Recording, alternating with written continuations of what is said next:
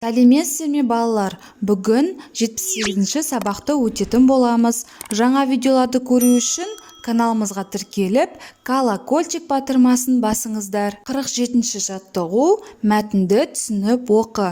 Қазақ ою-өрнегі өте ертеде пайда болған.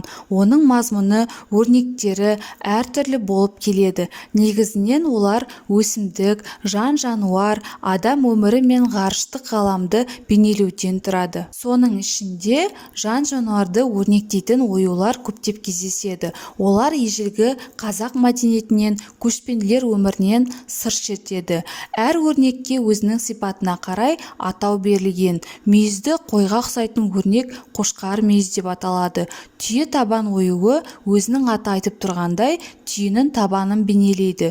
Түйені көргендерің болса, оның ізіне қарап көз жеткізуге болады. Төмендегі тақырыптардың қайсысы мәтін мазмұнына сәйкес келеді? Әр өрнектің атауы, қазақ ою-өрнегінің тарихы, жан-жануарлар ою-өрнегі, сақ-скифтердің аң бейнелі өнері. Мәтін мазмұны қазақ ою-өрнегінің тарихына сәйкес келеді. Әр өрнектің немен сәйкестендіргенін түсінуге болады.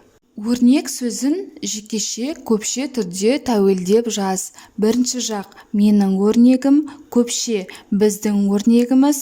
Екінші жақ сенің өрнегің, сіздің өрнегіңіз. Сендердің өрнектерін, сіздердің өрнектеріңіз. Үшінші жақ оның өрнегі, олардың өрнектері. 48-ші жаттығу жоғарыдағы мәтін бөліктерінің атауын толықтыр.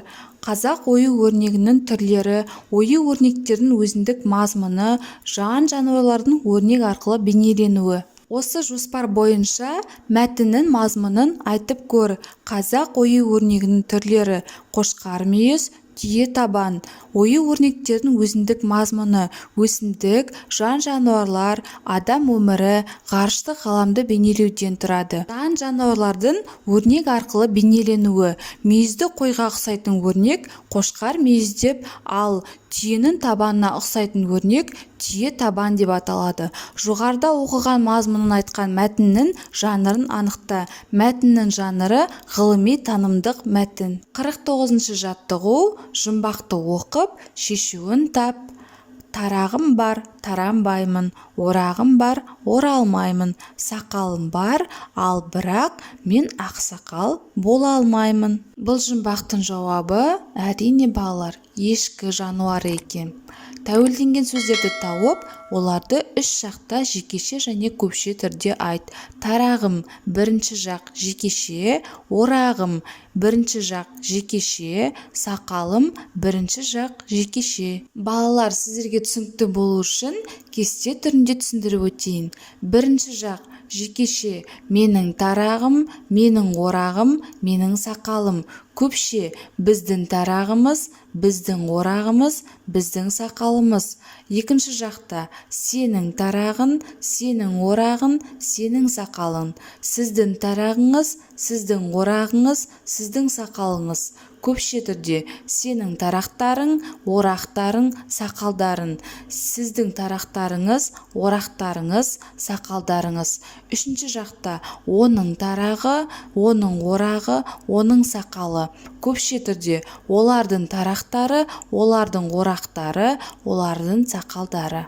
Шығармашылық үзіліс. 50-ші жаттығу.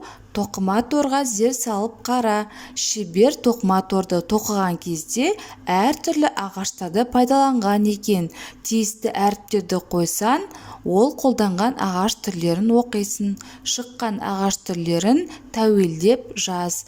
Жауабы балалар шырша, қайын, терек ағаштар екен. Олай болса, кестеге мұқият қара. Бірінші жақта менің шыршам, менің қайыным, менің терегім. Көпше: біздің шыршамыз, біздің қайынымыз, біздің терегіміз. Екінші жақта сенің шыршаң, сенің қайының, сенің терегің. Сіздің шыршаңыз, сіздің қайныңыз, сіздің терегіңіз. Сендердің шыршаларың, сендердің қайындарың, сендердің теректерің. Сіздердің шыршаларыңыз, сіздердің қайындарыңыз, сіздердің теректеріңіз. Үшінші жақта оның шыршасы, оның қайыны, оның терегі. көпше түрде олардың шыршалары, олардың қайыңдары, олардың теректері. 51-ші жаттығу артық сөзді тап. Біріншіден бізде бұйымым, күлем, өнерім, кілемім сөздер берілген. Екіншіде кездемесі, туындысы, заты, кешкі деген сөздер берілген. Артық сөздер бұл жерде өздеріңіз байқап тұрғандай күлем, кешкі сөздері. Себебі оларға тәуелдік жалғауы жалғанбаған. Осымен біздің сабағымыз аяқталды. Каналымыз пайдалы болған болса, лайк басып тіркеліп қойыңыздар. Жаңа видеолар сізге бірінші болып көрінеді.